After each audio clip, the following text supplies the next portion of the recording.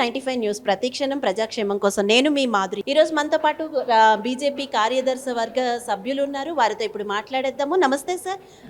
ముందుగా మీ పేరు చెప్పండి సార్. నా పేరు సతీష్ మాది అండి, భారతీయ జనతా పార్టీ రాష్ట్ర కార్యవర్గ సభ్యుడు. సార్ ముందుగా యాక్చువల్గా ఇప్పుడు ఈ మోడీ గారి పర్యటనలో దుమారం లేపుతున్న అంశం గురించి మాట్లాడుకుందాము. అంటే ఇన్నాళ్ళు కామ్గా ఉండి ఇప్పుడు ఎందుకంటారు అసలు కేసీఆర్ గారి గురించి ఆ మాటలు ఎందుకు వచ్చాయి? ఆయన ఎన్డీఏలో చేరుతారని ఇవన్నీ ఏమైనా ఎలక్షన్ స్టంట్ అంటారా? ఒక్కటండి, నరేంద్ర మోడీ గారు ఈ దేశానికి ప్రధానమంత్రి. అతడు మాట్లాడుతున్న ప్రతి మాట కూడా చాలా ఆనెస్ట్గా ఉంటుంది, చాలా గౌరవార్థకంగా ఉంటుంది. ఎందుకంటే 140 కోట్ల మంది ప్రజలకు ఆయన ప్రధానమంత్రి. మన రాష్ట్రంలో ఉన్న ముఖ్యమంత్రి కేసీఆర్ లాకనో, కేటీఆర్ లాకనో, లేకపోతే హరీష్ రాకనో చిల్లర మల్లడ మాట్లాడే నాయకుడు కాదు ఆయన. వీళ్ళు మాట్లాడుతున్నారు చిల్లర మల్లడ మాటలు, గాలికి వచ్చిన మాటలు గాలిగాలలేక మాట్లాడుతుంటారు. అంతేగాని వాళ్ళలాగా మాట్లాడడానికి నరేంద్ర మోడీ గారు గాలి మనిషి కాదు. ఇప్పుడు కేటీఆర్ గారు ఏమంటున్నారంటే, నేను సీఎం అవ్వడానికి వెళ్ళి పీఎంని అడగాల, నాకున్న ఎమ్మెల్యేలు తర్వాత మా తెలంగాణ ప్రజలు ఓటేస్తే చాలదా అంటున్నారు. మీరేమంటారు దాని గురించి? ఇప్పుడు వాస్తవానికి ప్రధానమంత్రి గారు నిన్న మాట్లాడితే ఏమన్నారు, నేను నిజాలు చెప్పడానికి వచ్చానని చెప్పాడు. అంటే ఇక్కడ ప్రచారం ఏం జరుగుతుందంటే ఈ మధ్యకాలంలో భారతీయ జనతా పార్టీ అదే రకంగా బీఆర్ఎస్ పార్టీ ఏదైతే ఉన్నదో ఈ రెండు కూడా ఒక పెవికోలు బంధం అని చెప్పేసి అని, లేకపోతే ఒక దుష్ప్రచారం చేస్తూ భారతీయ జనతా పార్టీ టీఆర్ఎస్కు సపోర్ట్ చేస్తుందని చెప్పేసి అని ఒక దుష్ప్రచారాన్ని, ఒక చెడ్డ ప్రచారాన్ని మనకు గ్లోబల్ ప్రచారం చేస్తున్న పరిస్థితి మనం గమనించాం. కనుక నరేంద్ర మోడీ గారే సూటిగా, ఎందుకంటే ఆరోపణ ప్రజల్లోపటికి వచ్చింది నరేంద్ర మోడీ గారి మీదనే కనుక అతడు పటాపంచలు చేసాడు. అంటే ఏదైతే తప్పుడు ప్రచారం జరుగుతుందో ఆ తప్పుడు ప్రచారాన్ని తన నోటి నుంచే చెప్పిండు.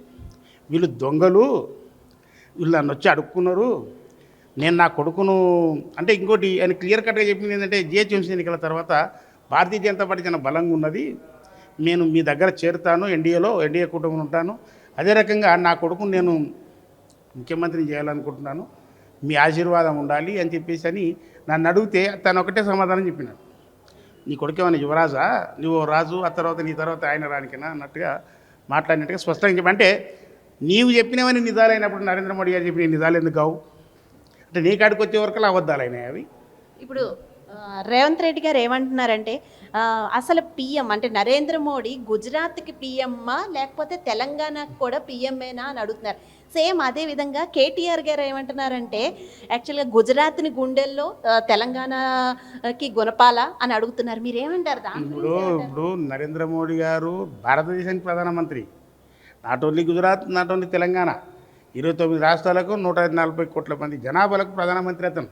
అంటే తాను చేసే ప్రతి సంక్షేమ కార్యక్రమం కూడా దేశవ్యాప్తంగా వస్తుంది. అంతెందుకండి, ఈరోజు ఏ రాష్ట్రంలో ఏ ఆహారం అయితే ప్రజలు వాడుతారో దాన్ని ఫ్రీగా అందిస్తున్న ఘనత నరేంద్ర మోడీ గారికి దక్కింది. మేము ఇన్ని రోజుల నుంచి ఎంతోమంది ప్రధానమంత్రులను చూసినాం, ఎంతోమంది ముఖ్యమంత్రులను చూసినాం, కానీ ఈ ప్రధానమంత్రే గత 4 సంవత్సరాల నుంచి ఫ్రీగా తెలంగాణలో 5 కిలోల బియ్యం ప్రతి మనిషికి ఫ్రీగా వంచిన ప్రధానమంత్రి ఎవరైనా ఉన్నారా?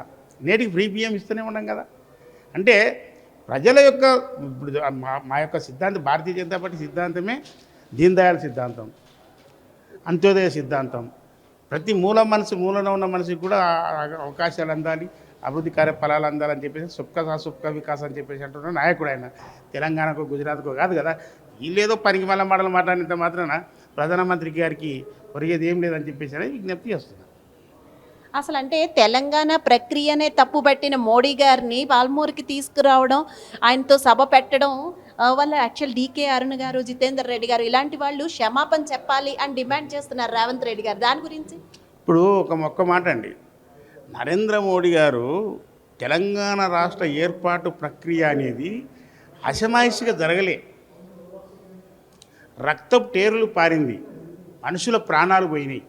అంటే సోనియా గాంధీ తెలంగాణ ఇచ్చిందని, మేము ఇచ్చాం కనుక మాకు అధికారం ఇవ్వండి అని మీరు అడుగుతున్నారు కదా, మేము తెచ్చినామని చెప్పేసి అని మీరు చెప్పుకుంటున్నారు కదా.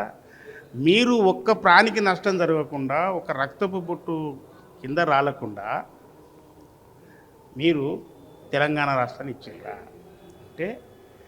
అంటే ప్రధానంగా ఈ యొక్క దాదాపుగా 369 మంది 69 మూమెంట్ అప్పుడు, అదే రకంగా ఇప్పుడు 1200 మంది, ఇప్పుడు చాలామంది లాఠీ చార్జ్ జరిగి ప్రాణాలు పోయినాయి. అన్నీ జరిగిన తర్వాత మీకు తెలంగాణ రాష్ట్రం ఇచ్చిండ్రు. ప్రధానమంత్రి గారి మాట అదే, మేము 3 రాష్ట్రాలు ఇచ్చినాం. ఎక్కడన్నా ప్రాణ నష్టం జరిగిందా, ఎక్కడన్నా రక్తపు టెర్లు పారినాయా? కానీ తెలంగాణలో వారు ఇచ్చిండ్రు. మీరు ఇచ్చింది లాభం లేని పని అని చెప్పాడు ఆయన. దాని అర్థంలో దృష్టి చెప్పింది తప్ప తెలంగాణ ప్రక్రియ రాంగని కాదు. తెలంగాణ త్యాగాలు చేసిండ్రు, ప్రాణాలు పోగొట్టిచ్చిర్రు మీరు. కానీ మేము 3 రాష్ట్రాలు ఏ ప్రాణం కూడా పోలేదు 3 రాష్ట్రాలు ఇచ్చినప్పుడు అనేది ప్రధానమంత్రి గారి ఉద్దేశం. కనుక సోనియా గాంధీ పుక్కడికి తెలంగాణ ఇవ్వలేదు, కేసీఆర్ గారు పుక్కడికి తెలంగాణ తీసుకురాలేదు. 1200 మంది చచ్చిపోతే తప్ప ఇది తెలంగాణ ఇవ్వలేదు. అది మోడీ గారి యొక్క సందేశం. ఎన్డీఏ నావా మునిగిపోతోంది అని వస్తుంది, దాని గురించి ఏమంటారు? ఎన్డీఏ నావ మునగదు. ఎన్డీఏ నావ ఇంకా 25 ఏళ్ళు ఉంటుంది. ప్రధానమంత్రి నరేంద్ర మోడీ గారు ఆ దేవుడు ఆయనకు ఆయుష్ పెంచి ఇంకా ఎనర్జెటిక్ నాయకుడికి కొనసాగితే 25 సంవత్సరాలు నరేంద్ర మోడీ గారు ప్రధానమంత్రి ఉంటాడు. రాసి పెట్టుకోండి. ఎన్డీఏ నావ మునగదు. ఇప్పుడు కొత్తగా ఏదో పెట్టారు కదా ఇండియా నావ అని. ఇండియా నావ అసలు వాస్తవానికి ఆ పేరు పెట్టడమే తప్పు. ఇండియా అని పేరు పెట్టడమే తప్పు.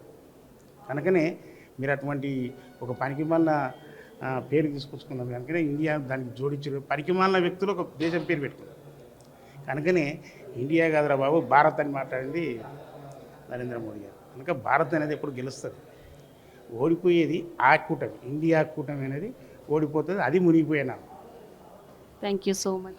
తాజా సమాచారం కోసం 95 న్యూస్ ఇప్పుడు యాప్లో మీ ముందుకు వచ్చింది. వెంటనే డౌన్లోడ్ చేసుకుని న్యూస్ అప్డేట్ తెలుసుకోండి. ప్రతి క్షణం ప్రజాక్షేమం కోసం.